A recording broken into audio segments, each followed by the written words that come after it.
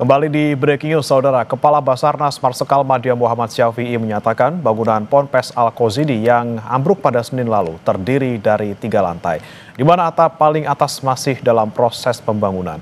Ambruknya bangunan tersebut diduga saat proses pembangunan yang berada di lantai paling atas atau atap. Sebenarnya lokasi kejadian ini sebenarnya tidak terlalu besar. Tapi yang perlu saya sampaikan bahwa reruntuhan ini ditimbulkan dari bahwa gedung ini ada lantai dasar, lantai 1, lantai 2, lantai 3, dan saat ini kemarin sebelum adanya kejadian itu lantai 4 sedang dilaksanakan pembangunan. Sehingga dengan beban yang mungkin di situ sudah tidak seimbang sehingga terjadilah runtuh ini. Nah, pada saat runtuh inilah sebenarnya tipe reruntuhan ini sudah dalam istilah SAR itu sudah tipe pancake, di mana lantai 1 sampai lantai 4 ini tertimbun menjadi satu tumpukan. Nah, dari situlah memungkinkan di mana korban ini pada saat itu waktunya bersamaan dengan sholat asar, mereka berkegiatan sholat pada saat runtuh, sangat memungkinkan masih ada celah-celah mereka tertimbun tapi masih ada space. Kita pantau bagaimana kondisi korban yang berada di RSUD Sidoarjo, Jawa Timur bersama jurnalis Kompas TV Andi Mas Budi dan juru kamera Ismail Hasan. Selamat pagi, Andi Mas. Ada berapa korban yang saat ini masih dirawat di sana?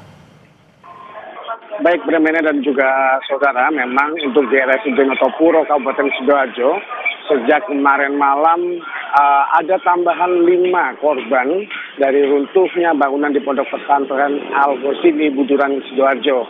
5 korban ini salah satunya adalah bernama Syekh Lendra Haikal, berasal dari Probolinggo, yang sampai saat ini untuk Syekh Lendra Haikal harus mendapatkan penanganan di instalasi gawat darurat, karena memang untuk Syekh Lendra ini mengalami luka pada otot yang karena tertimbun selama berhari-hari sehingga harus mendapatkan penanganan khusus. Namun pihak rumah sakit memastikan untuk keseluruhan korban yang kemarin 5 orang ini dilarikan ke RSUD Notopuro semakin membaik. Sementara itu sampai saat ini total ada 13 korban yang masih menjalani rawat inap di RSUD Notopuro. Sementara itu memang tim SAR kemarin malam telah berhasil mengevakuasi 7 korban, 5 diantaranya berhasil selamat dan dilarikan ke RSUD Notopuro, sementara 2 lainnya dalam kondisi meninggal dunia dan harus dibawa ke posko postmortem Rumah Sakit Siti Hajar Sidoarjo. Sementara itu untuk 2 korban yang meninggal dunia adalah Raffi Catur Okta berusia 17 tahun dan juga Muhammad Agus Baidillah 14 tahun. Keduanya ini berasal dari Surabaya, Jawa Timur. Namun untuk Raffi itu dimakamkan di Kecamatan Tanggul, Kabupaten Jember. 2 jenazah semalam sudah diberangkatkan ke rumah duka masing-masing. Bagaimana?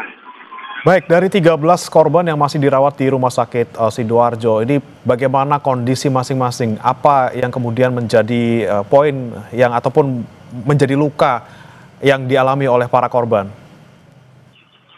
Tentu saja bagaimana untuk 13 korban yang masih menjalani rawat inap di Rumah Sakit Umum Daerah Notopuro masih mengalami sedikit trauma.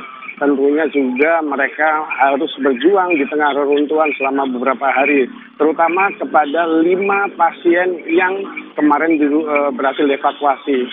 Dari 5 ini memang 1 harus menjalani perawatan di IGD karena memang mengalami luka serius pada otot di bagian kaki karena berhari-hari tertimbun material reruntuhan dari bangunan pondok.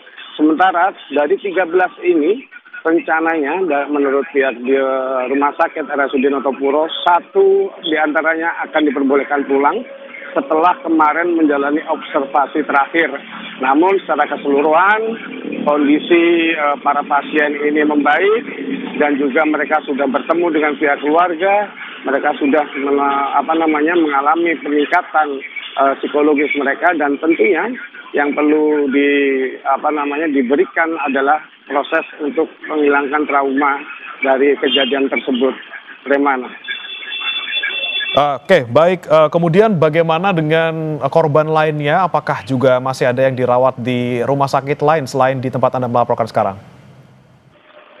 Iya, sampai pagi ini informasi yang kami dapatkan dari sejumlah rumah sakit, tentunya dari Rumah Sakit Islam Siti Hajar, Kabupaten Sidoarjo, masih terdapat 8 pasien yang menjalani rawat inap.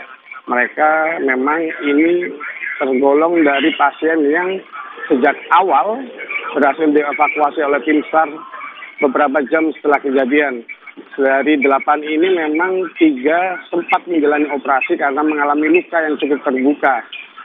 Untuk Rumah Sakit Siti Hajar sendiri di Kabupaten Sidoarjo, total sampai saat ini itu mendapatkan kiriman pasien ataupun korban sebanyak 54 orang. 3 diantaranya meninggal dunia, 1 dirujuk ke Rumah Sakit Mojokerto, dan sampai sekarang tersisa masih 8 yang dilakukan rawat inap. Sementara untuk di RSUD Notopuro tempat kami melaporkan, ini total ada 45 pasien yang sudah dirawat dan sampai detik ini tersisa 13 yang masih menjalani rawat inap. Bagaimana? Baik, Adimas, sampai hari ini mungkin dan juga kemarin, apakah sudah ada otoritas yang datang ke sana, paling tidak untuk menjenguk maupun memberikan pernyataan terkait dengan korban luka-luka maupun meninggal dunia akibat insiden ini? Iya, seperti kita ketahui memang pada hari Rabu kemarin, Menteri Sosial Saifullah Yusuf telah berkunjung ke Rumah Sakit Umum Daerah Notopuro, Kabupaten Sidoarjo untuk menjenguk para korban.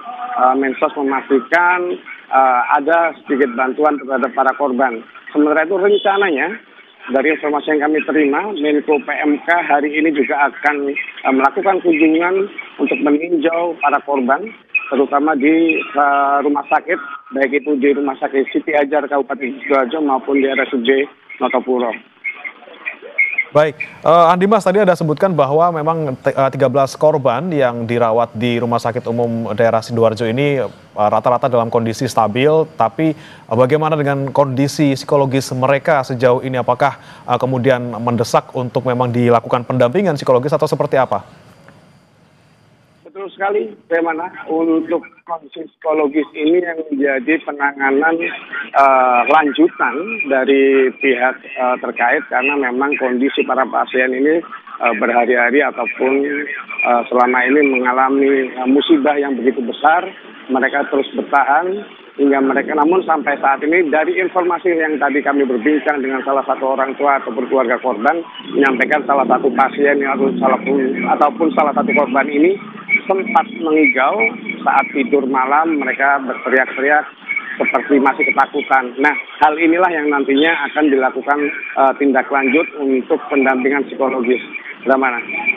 Ya, Andi Mas, yang kita soroti juga terkait dengan korban-korban selamat yang masih dirawat, tentunya mereka harus berjuang untuk bertahan hidup selama beberapa hari sebelum akhirnya bisa diselamatkan oleh tim penyelamat. Bagaimana kemudian asesmen ataupun pernyataan dari pihak rumah sakit terkait kondisi tubuh mereka yang mungkin kekurangan nutrisi selama mereka menunggu proses penyelamatan? Ya, bagaimana hal itulah yang kemarin beberapa hari langsung dilakukan penanganan pertama oleh pihak rumah sakit, pemberian nutrisi, penutupan luka kepada para korban. Karena mereka ini, para korban sebagian besar rata-rata terus selama ini berjuang di tengah reruntuhan bangunan pondok pesantren. Namun setelah diberikan itu secara bertahap, secara konsisten, sampai saat ini akhirnya mereka bisa kembali pulih secara perlahan, kondisinya semakin membaik, dan sudah ada peningkatan kondisi mental para korban yang ada di rumah sakit umum daerah ini. Bagaimana? Baik, Andi Mas, dari 13 korban yang ada di sana saat ini, ada berapa yang kemudian mengalami patah tulang ataupun cedera lainnya akibat tertimpa runtuhan bangunan? Untuk di RSUD Notopuro ini memang hanya ada 1 menurut Direktur RSUD Notopuro yang kemarin harus diamputasi karena memang proses evakuasi yang begitu sulit dan petugas tim SAR akhirnya harus melakukan amputasi di bagian tangan. Namun saat dirujuk ke sini kondisinya terus membaik. Dan sebagian besar memang rata-rata untuk kondisi para pasien dari 13 ini mengalami luka-luka di bagian jari, tangan maupun kaki mereka. Namun untuk itu semua sekarang mulai tertutupi karena sudah mulai membaik. Bagaimana? Oke, Andi Mas, bagaimana kemudian persiapan Rumah Sakit Umum Daerah Sidoarjo untuk menerima korban lainnya yang mungkin hari ini masih bisa dievakuasi, baik selamat maupun yang sudah meninggal dunia? Dari pantauan kami yang ada di lapangan, memang untuk beberapa hari terakhir ini rumah sakit yang ada di Kabupaten Sidoarjo ini semuanya ditingkatkan kesiapsiagaannya. Para rumah sakit ini menambah sekitar 20 hingga 30% tempat tidur pasien, menambah jam kerja dokter spesialis dan juga petugas yang ada di IGD, serta juga memberikan tambahan untuk membantu para korban ini agar segera pulih. Sementara itu, dari informasi yang ada di lapangan, ketika saya berada di RSUD Notopuro maupun di Rumah Sakit Siti Hajar, informasinya adalah skema yang dilakukan petugas untuk RSUD Notopuro, Kabupaten Sidoarjo ini tempat kami melaporkan, akan menangani pasien yang dievakuasi dalam kondisi selamat. Sementara untuk Rumah Sakit Siti Hajar Kabupaten Sidoarjo itu difokuskan dalam penanganan jenazah. Artinya ketika korban ini dievakuasi dalam kondisi meninggal dunia, itu akan dilarikan ke Rumah Sakit Siti Hajar. Reman. Baik, dipisahkan penanganan antara korban yang masih bisa diselamatkan maupun yang meninggal dunia. Terima kasih Andi Mas Budi dan juga juru kamera Ismail Hasan melaporkan langsung dari Sidoarjo, Jawa Timur. Selamat bertugas kembali.